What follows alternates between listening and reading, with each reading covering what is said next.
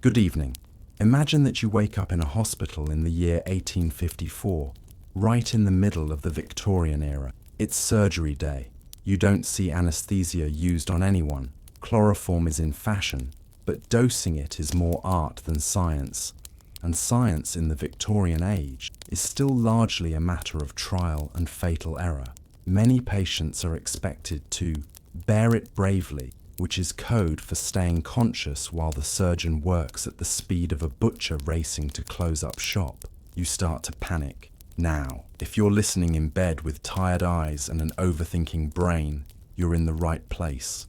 Let this story carry you, and if you're still awake at the end, I'll be here to say goodnight. Now, take a deep breath. Not too deep though. The air in here is a concoction of coal smoke, carbolic acid, and the faint, sweet tang of somewhere close by, metal scrapes against metal, the sharpening of a scalpel, or perhaps just someone cleaning a bone saw with a rag that looks like it's been through more surgeries than the doctor himself. In the next bed, a man mutters something to himself between moans, his voice muffled by the enamel of a kidney dip. The nurse steps over him with the casual efficiency of someone avoiding a puddle in the street. You glance toward the far end of the ward, where a small crowd of medical students hover like crows over an unlucky patient. They're not here to save him, they're here to learn.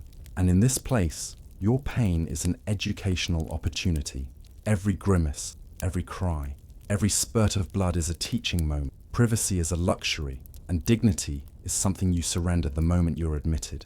The bed beneath you is lumpy, damp in all the wrong places, and smells faintly of boiled linen that was never given the courtesy of drying in the sun. You shift, but the mattress resists, its stuffing rearranging itself with the hostility of a sponge that has taken your arrival personally. Somewhere along your left side there's a chill, and you realize it's not the air, it's the bed itself, colder than it should be, as if the previous occupant left part of themselves behind in it. A nurse approaches, her apron stiff and spotless against the chaos of the ward, carrying a chipped porcelain. Inside, your pain tonic, laudanum, opium, and alcohol, perhaps brightened up with a splash of ammonia, because nothing says rest and recovery like a chemical cocktail capable of knocking you unconscious or making you see God, depending on the dosage. You drink it because this is not a place for negotiating with your caregiver. The more you resist,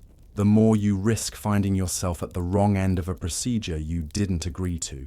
Somewhere beyond the door, the bone saw begins its steady whine. It is not a mechanical sound. It's the deliberate rhythm of steel meeting bone, fast enough to impress the crowd, but slow enough not to miss the mark. Robert Liston, the famed fastest knife in the West End, is long dead by this year, but his spirit lives on in every surgeon who prides himself on speed over subtlety. The logic is simple. The faster the cut, the less time the patient has to thrash or bleed out.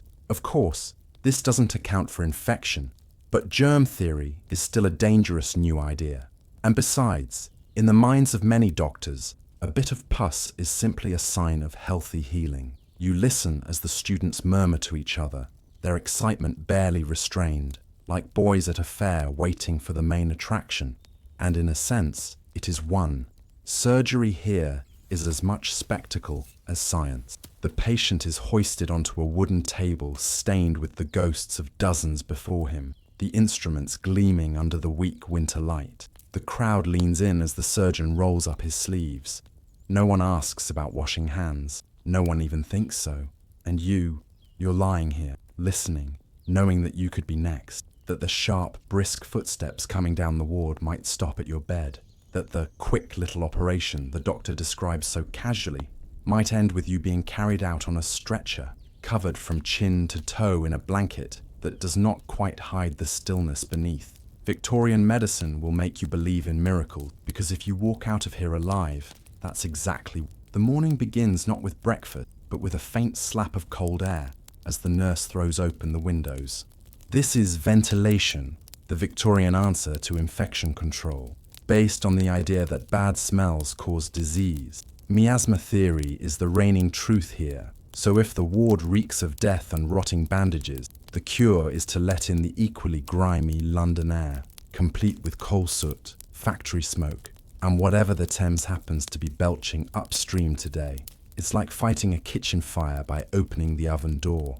The first order of business is not your comfort, but your compliance. A man in an ill-fitting waistcoat who calls himself the ward attendant checks each patient in turn, not to see if you're improving, but to make sure you're still here. Escape is technically possible, but difficult when you're missing a limb or woozy from enough opium to make you forget your own name. He notes your pulse by placing 2 fingers on your wrist and staring into the middle distance, nodding gravely as if communing with some invisible Victorian medical spirit. In reality, he's counting slowly to 10 and hoping no one notices. Soon, the nurse returns with what she calls your morning draft, which sounds like something a fantasy hero might drink to gain strength, but, in reality, is a grimy mug of laudanum diluted with water that may or may not have been boiled. In your modern life, you might expect a list of side effects and a cheery reminder to call if you need anything. Here, the side effects are the point, and if you need anything, you'll probably be told to breathe deeply and think moral thoughts. Across the ward, a new patient is brought in. He's clearly had something amputated recently. His trousers have been cut away on one side, and there's a heavy, damp bandage where his knee should be. The porter sets him down on a bed with all the gentleness of placing a sack of coal, and the nurse gets to work applying a fresh mustard plaster to his chest. Mustard plasters are supposed to draw out illness through the skin, but mostly they draw out screaming, since the mixture of ground mustard seed and hot water burns like the devil himself, has taken up temporary residence under your ribs. Think of it as an early form of deep tissue massage if the masseuse was angry at you. A doctor strides in, flanked by 2 eager medical students. He looks you over, not with the warmth of someone who wants to understand your suffering, but with the calculating expression of a man assessing whether you'd make a good teaching case. He asks how you're feeling, but it's clear from the way he doesn't wait for an answer that this is a formality. Then, without warning, he lifts the sheet to examine your wound. In a modern hospital, this would be accompanied by gloves, a curtain, and perhaps a warning. Here, it's more like show and tell. From the far side of the ward, you hear the clatter of metal instruments being arranged for the morning surgeries. They gleam in the dusty light, an impressive display of steel and rust, though no one here seems to mind. You're reminded of a kitchen knife set on display at a homeware store, beautiful from a distance, questionable once you realize how they'll be used. The doctor delivers his verdict. You're recovering well, which in Victorian medical terms means you're still breathing and not actively screaming. He suggests a tonic to help you along, which is code for another excuse to get opium into you before you start asking questions. This is, after all, a hospital built on 2 guiding principles. The louder the treatment, the more effective it must be, and if the patient is unconscious, they can't complain. By the time the doctor moves on, you've realized that your first day here will be a test of endurance, not just of your illness, but of your ability to keep a straight face while being told that mustard burns and mercury purges are good for the constitution. And as the nurse approaches again, this time with a jar of leeches in one hand and a battered notebook in the other, you begin to wonder if modern life, with its Wi-Fi, Netflix and antibiotics, has made you far too soft for the kind of recovery the Victorians considered routine. By mid-morning, the decision has been made, though not by you, and certainly not with your consent. The doctor announces that a small operation will be necessary, the same way a waiter might announce that the soup of the day contains arsenic, as if it's just a harmless bit of trivia. In the Victorian hospital, you don't get to schedule your surgery. Surgery schedules you. You're wheeled, dragged, toward the operating theatre. There's no discreet side corridor here. You are paraded through the ward like a slow-moving float in a parade no one asked for, while other patients glance up from their beds with a look that says, it's your turn now. The air changes as you approach the theatre. It's warmer, damper, and tinged with the unmistakable scent of carbolic acid battling valiantly and losing against the heavier smell of blood.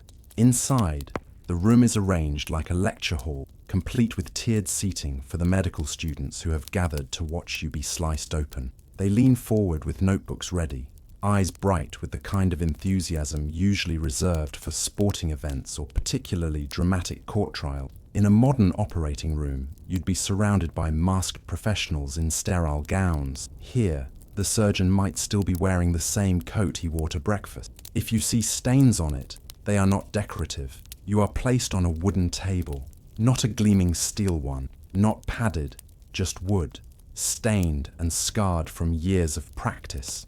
The nurse holds your arm still while the surgeon makes a show of preparing his instruments, which are laid out neatly on a tray like an especially aggressive cheese board. The bone saw catches the light. You briefly wonder if it's been cleaned. The answer is probably, in the same way that one might clean a knife by wiping it on a sleeve. Chloroform is offered, but here's the thing. Dosage is more performance than science. Too little, and you'll be awake for the grand finale. Too much, and you won't wake at all.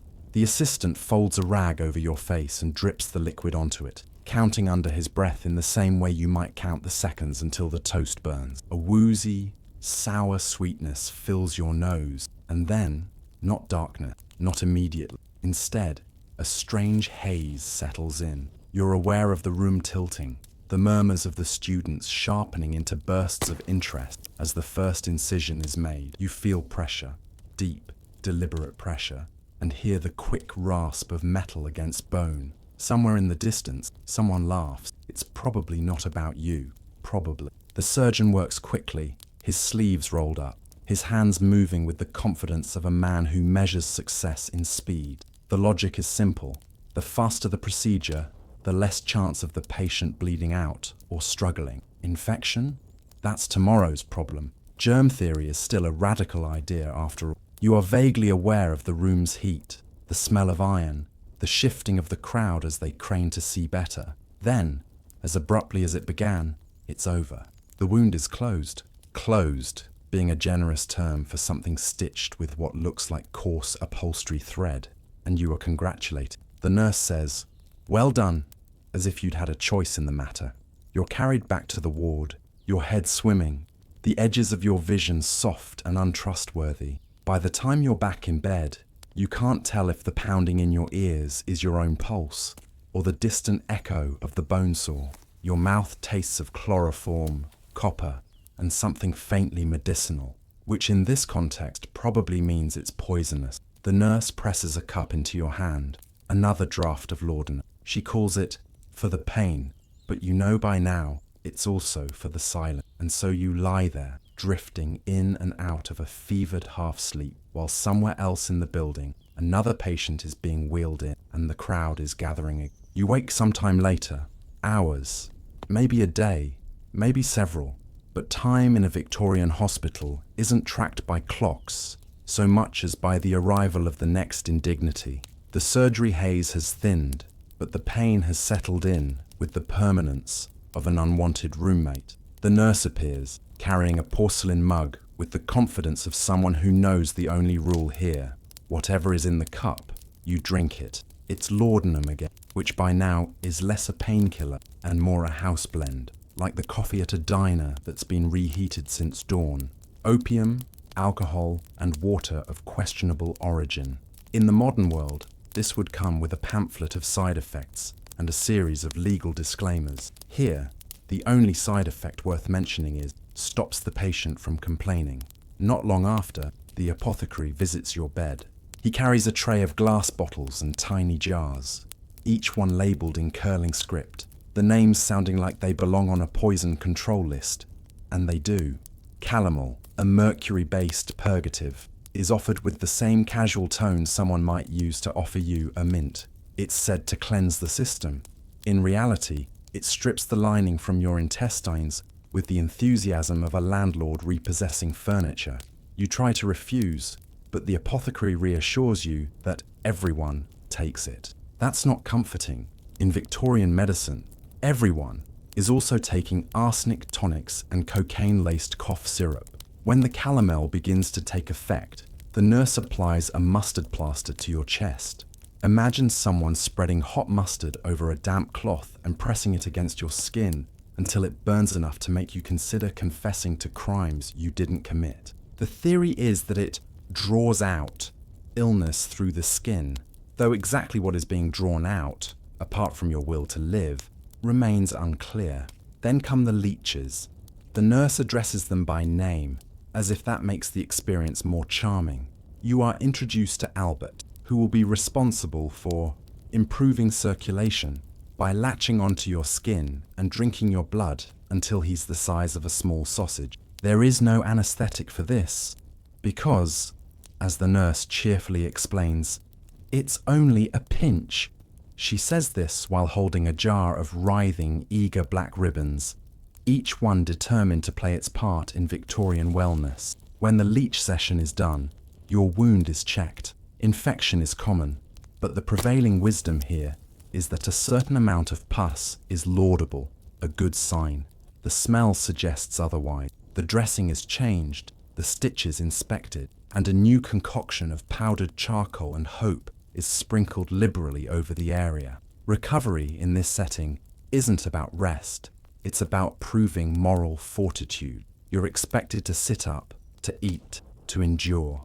Meals begin with beef tea, a thin, oily broth that tastes like someone once waved a piece of meat over hot water. Solid food comes later, if you last that long. In between, there are tonics to strengthen the constitution, patent medicines with names like Godfrey's Cordial, bile beans, and chlorodyne. These promise everything from digestive health to calm nerves. They deliver mostly drunken stupor, constipation, or both. The labels boast of natural ingredients, by which they mean opium, chloroform, morphine, cocaine, arsenic, or any combination thereof. You drink them because there is no alternative, and because at this point, coherence is overrated. All of this is performed under the watchful gaze of the ward's physician, who checks your pulse and examines your urine like a sommelier inspecting a questionable vintage. He pronounces the results satisfactory, which, in this context, means you haven't died yet. As you settle back against your pillow, drifting between pain and chemically induced serenity, you realize the truth. Here in the Victorian hospital, remedies and poisons are not opposite. They are often the same thing, just dressed in different bottles. Discharge day arrives without fanfare. There's no triumphant signing of papers, no celebratory walk to the door, just the doctor deciding you're well enough to survive somewhere else, which is not the same thing as being well. You're handed a small bottle of convalescent cordial, which, despite the gentle name, is essentially laudanum with a splash of brandy. It's meant to be taken as needed, which in Victorian terms means whenever life feels unmanageable, so frequently. The journey home is not pleasant. The streets are as uneven as your pulse, and every jolt from the cart feels like your stitches are testing their ability to remain in place. Your bed at home is no better than the hospital's. A sagging frame, a lumpy mattress, and sheets that have not seen sunlight since the reign of George IV. But at least the smells here are familiar. Within hours, Mrs. Dibble arrives. She's the neighborhood healer, armed with a bag of remedies that range from vaguely plausible to mildly criminal. She believes in the power of onion poultices, which involve mashing hot onions and applying them directly to the skin. This is allegedly good for inflammation, but mostly it makes you smell like a failed kitchen experiment. She also recommends rubbing goose fat on your chest to draw out the chill, and for reasons she doesn't explain, hanging a slice of bread over the bed to absorb illness. You thank her politely, because arguing with Mrs. Dibble is a known cause of neighborhood. If you step back from your own ache, missing teeth, and the faint smell of onion poultices clinging to your skin, you'll find that Victorian medicine as a whole was experimental. And by experimental, I mean it operated on the principle that if something hadn't killed the patient yet, it was probably worth trying on someone else. Doctors were half healers, half showmen, with a dash of snake oil salesman for seasoning. You might stumble into an exhibition of electrogalvanic rejuvenation paste, a goo applied to the skin, while a mild electric current is run through it. It's marketed as a miracle for restoring youth, hair, and manly vigor, which makes it the 19th century equivalent of a late-night infomercial. Magnet therapy is another fad, where the doctor assures you the body's natural energies will be realigned by wearing large, expensive pieces of metal. And let's not forget urine therapy, exactly what it sounds like, enthusiastically promoted by people who should never be allowed near polite company. But the real money is in patent medicines. These cure-alls are advertised with glowing testimonials from people who, if they ever existed, are probably dead now. The ingredients? A charming medley of opium, cocaine, arsenic, mercury, morphine, chloroform, and enough alcohol to forget what you came in for. Godfrey's cordial, for example, is marketed as a gentle children's syrup, but its main purpose is to keep babies unconscious long enough for mothers to finish their chores in peace. Chlorodyne promises to cure coughs, colds, insomnia, cholera, and heartbreak, which it might, by simply killing you. Not everyone in medicine wears a black coat and a self-satisfied expression, though. Some women are beginning to push their way into the profession, usually in suitable roles like pediatrics, midwifery, and women's health. They face hostility from male doctors who insist that delicate female brains will melt under the weight of serious study. Midwives, once the guardians of childbirth, are being shoved aside by male obstetricians eager to bring science into the delivery room, often armed with forceps and zero understanding of hygiene. Queen Victoria herself famously used chloroform during childbirth, scandalizing clergymen who felt women should suffer naturally as part of God's plan. This did not stop chloroform's popularity. Class plays a huge role in who gets treated and how. If you're wealthy, you get a private doctor who might at least wash his hands if he's in the mood. If you're poor, you end up in a workhouse infirmary, where your main function is to occupy a bed until you free it up by dying. Charity hospital under moral scrutiny itself. You may be quizzed about your drinking, your church attendance, and whether your poverty is the respectable. And in the slums, disease spreads like gossip, making death a regular visitor in homes that have no space for it. Public health is starting to improve, but only because men like Dr. John Snow are stubborn enough to insist that cholera comes from contaminated water, not bad smell. His work on the Broad Street pump changes everything, eventually. In the meantime, Sir Joseph Bazalgette is busy building a sewer system that will spare London from drowning in its own waste, which is as noble as it is overdue. Vaccination campaigns are underway, though with the usual mix of enthusiasm, fear, and the occasional riot. Folk remedies still thrive alongside all this. Cunning folk and wise women dispense herbal cures, charms, and rituals. Some of their treatments are harmless, some genuinely helpful, and some so steeped in superstition that you can't quite tell if they're medicine or theatre. But in a world where the scientific alternative involves mercury, arsenic, or having a stranger's unwashed hands inside your body, you can see the appeal. And this is the great irony. For all its pretensions to progress, Victorian medicine is still a patchwork of superstition, experimentation, commerce, and occasional brilliance. It is just as likely to save you as it is to make you a cautionary tale in someone else's lecture. And if you survive it, it will be less because of what they did, and more because your body stubbornly has refused to cooperate with their mistakes. If Victorian hospitals were a gamble, then Victorian asylums were the high-stakes table where the house always won. The definition of madness is as flexible as the elastic in a worn-out corset, and just as likely to snap at the wrong moment. You could be committed for genuine mental illness, for fainting too dramatically in public, for mourning a little too long, or for simply being a woman with opinions. A husband could have his wife locked away with nothing more than a signature and a sympathetic nod from the family doctor. Inside, treatment is more containment than cure. Cold water immersion is a popular method, on the theory that shock might jolt you back to sanity. Rotational therapy involves being strapped into a chair that spins like a fairground ride designed by someone who actively dislikes you. Restraints are common because rest in Victorian medicine often means keeping you still enough to stop you from inconveniencing the staff. If you're lucky, and luck is a relative term here, you might be subjected to moral management, a fashionable approach that involves gentler routines, religious instruction, and occupational tasks. In practice, it's a way of keeping you busy enough to not cause trouble, which makes it more of a day camp with undertones of incarceration. Then there's phrenology, the pseudoscience of reading your mental state by feeling the bumps on your skull. Imagine paying someone to grope your head and declare you unfit for polite society because the lump behind your left ear suggests excessive willfulness. But if there's one area where Victorian medicine's appetite for spectacle truly shines, it's surgery. The operating theatre is exactly that, a theatre.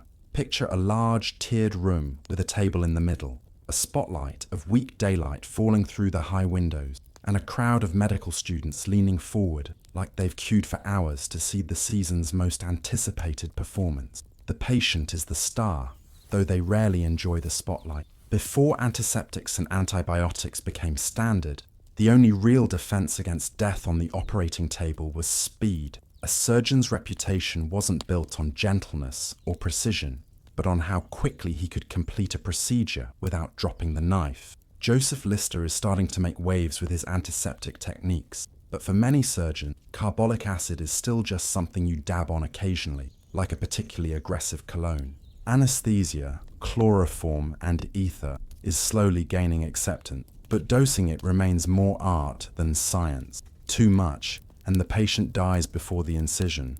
Too little, and they'll provide the kind of screams that stick with medical students for life. And for some operations, surgeons skip anesthesia entirely, claiming it's safer for the patient. By safer, they mean quicker for me. The instruments themselves are marvels of 19th century design. Saws, scalpels, and forceps, all reusable and rarely washed between cases.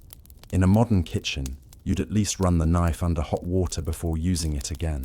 Here, the same saw might move from amputating a leg to cutting through a rib cage without so much as a rinse. If you survive, congratulations, you've beaten odds that would make a gambler sweat. If you don't, well, there's always the anatomy theatre, where your body might become the centerpiece of a lecture.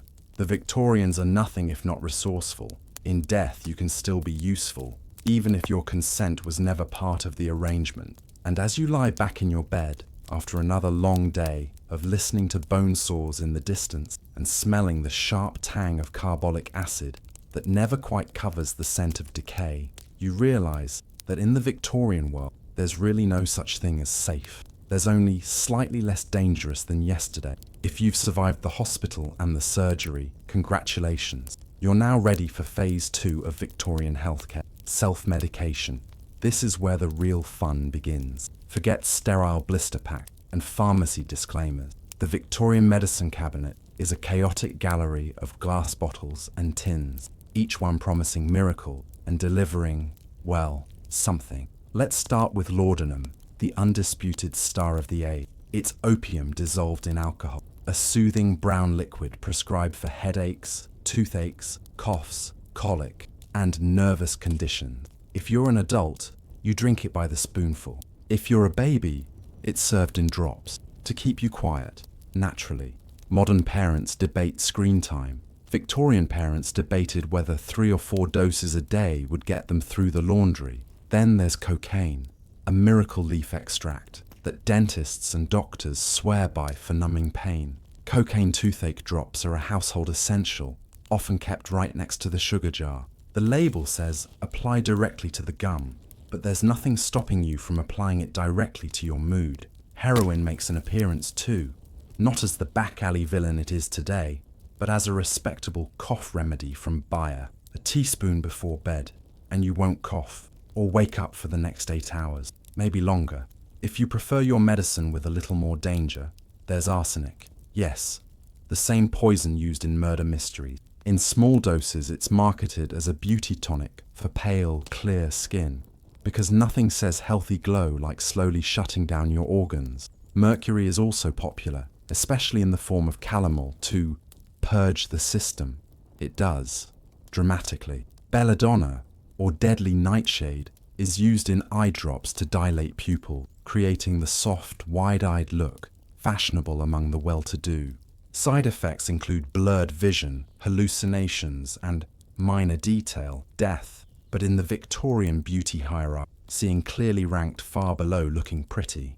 Every bottle in this cabinet boasts a label written in ornate script. accompanied by glowing testimonials. This cordial cured my rheumatism in 3 days. Or, no finer tonic for a restless infant. No mention of the long-term addiction, organ failure, or the fact that some of these products were little more than alcohol with a touch of opium and a pinch of something toxic for flavor. And there is no Food and Drug Administration, no testing, no safety standard. The only regulation is whether your local chemist feels like watering down the more lethal stuff to keep customers alive long enough to buy a second bottle. It's the Wild West of wellness, and the line between medicine and poison is a marketing decision. As you stand in front of this cabinet, you realize that in the Victorian era, health wasn't about avoiding danger. It was about picking your preferred method of surviving it. And with enough laudanum, you might even start to believe it's working. If the Victorian medicine cabinet was a personal gamble, public health was the citywide lottery, and most tickets were losers. The starting point for any urban health strategy in this era was the miasma theory, the belief that disease floated in through bad smell like an uninvited dinner guest. If a street reeked of sewage, coal smoke, and decomposing horse, the consensus was that this odor alone was what would kill you. The fact that people were literally drinking water laced with cholera didn't seem to trouble anyone for the first half of the century. Enter Dr. Jon Snow, no relation to the one from Game of Thrones, although he did have a knack for spotting threats no one else believed in. In 1854, during a cholera outbreak, he traced the cases back to a single public water pump on Broad Street. His solution? Remove the pump handle. The outbreak subsided, and Snow had essentially discovered modern epidemiology. Of course, the medical establishment largely ignored him at the time, because nothing says progress like stubbornly clinging to an incorrect theory for another 2 decades. Then, there's Sir Joseph Bazalgette, the man who quite literally saved London from drowning in its own filth. His sewer system, miles of brick-lined tunnels, carried waste away from the city and into the Thames downstream, which, yes, was still gross, but at least it wasn't under your kitchen floor. Victorian engineering, fixing one deadly problem while gently introducing another.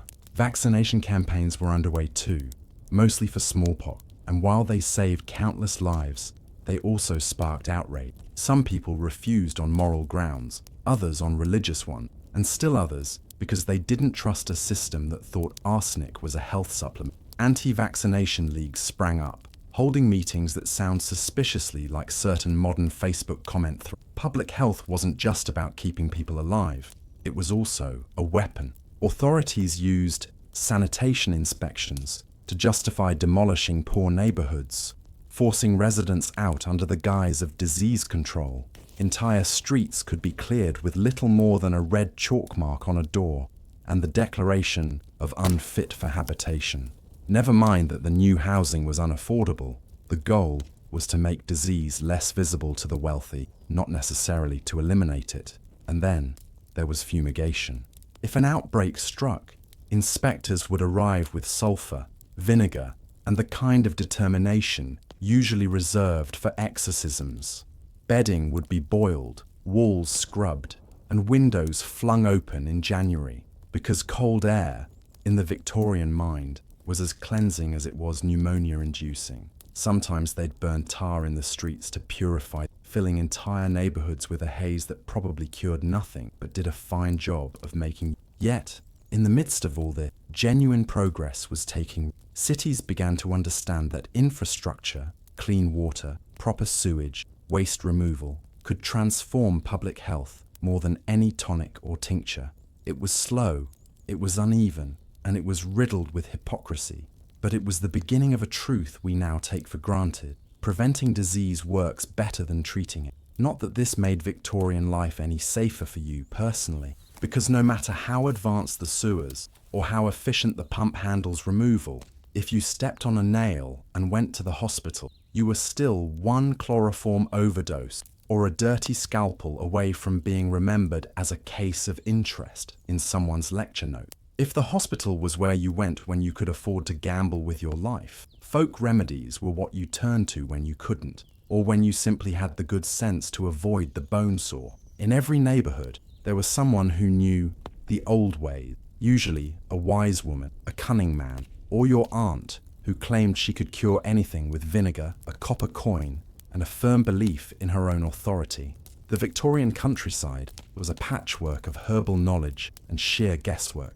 Chamomile tea for digestion, elderflower for fevers, foxglove for heart trouble, though too much foxglove could stop your heart entirely. In cities, remedies might come with a side of mysticism, bread hung above the bed to absorb illness, garlic tied to the wrist to ward off evil spirits, or salt sprinkled at doorways to keep death from walking in. And before you scoff, ask yourself if you've ever owned a lucky pen or avoided walking under a ladder.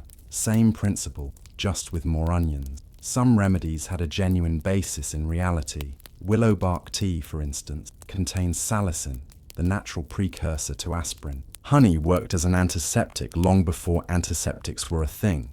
But for every useful treatment, there was one that was creative. Draining bad blood by cutting your ear, holding a live frog against a sore throat until the frog absorbed the sickness. Or my personal favorite, wearing a dead mole in a pouch around your neck to prevent toothache. There is no evidence this worked for the toothache or for your dating prospects.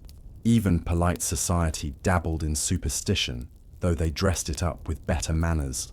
Wealthy women might visit a fortune teller before deciding on a new tonic, or consult an astrologer to choose the right day for surgery. Herbal charms were tucked discreetly into handbags alongside lace gloves, because you never knew when you'd need a little magical insurance. The thing about these folk practices is that they weren't just medicine, they were comfort. A visit from the cunning woman meant someone was looking after you, listening to your complaints, and offering solutions that didn't involve a crowd of strangers watching you get sawed open. It was healing as ritual, as reassurance, and sometimes that was enough to make you feel better, or at least to buy you time until your body did the real work of mending. And in a century where official medicine could kill you faster than the disease, a frog on the throat might not have been the worst option. If you've made it this far, and by this far, I mean through Victorian medicine, and not just to the end of this story, you are what the doctors of the age would call a medical marvel. Not because you've been restored to perfect health, but because you've somehow survived the cures. Victorian medicine was a strange paradox. Brilliant advances sitting right beside dangerous superstitions, life-saving innovations tangled up with reckless guesswork. This was the century that gave us anesthesia, antiseptic surgery, vaccination program, and sewer system, while also cheerfully prescribing mercury, arsenic, and cocaine for everyday complaints. The same era that began to understand the spread of disease was still perfectly happy to bleed patients dry or attach a jar of leeches to their chests. It was progress, but the kind that didn't feel like progress if you happened to be the one on the table. For every Joseph Lister scrubbing instruments and hands, there were dozens of surgeons who thought germs were an insult to their professional dignity. For every doctor, John Snow tracing cholera to a water pump, there were public health officials convinced the answer was to burn tar in the streets. And yet, in their own way, the Victorians believed they were doing their best, which is perhaps the most unsettling part, because looking back, it's easy to shake our heads and marvel at their ignorance. But 100 years from now, someone will be looking at our medicine cabinet, our operating room, our miracle cures, and saying the same thing. So, if you walked out of a Victorian hospital alive, you were not just lucky, you were living proof that the human body can endure almost anything, even progress. If you're listening in bed with tired eyes and an overthinking brain, you're in the right place. Let this story carry you, and if you're still awake, I'll be here to say goodnight. Script written by Clara Finch, because some stories still deserve a soul.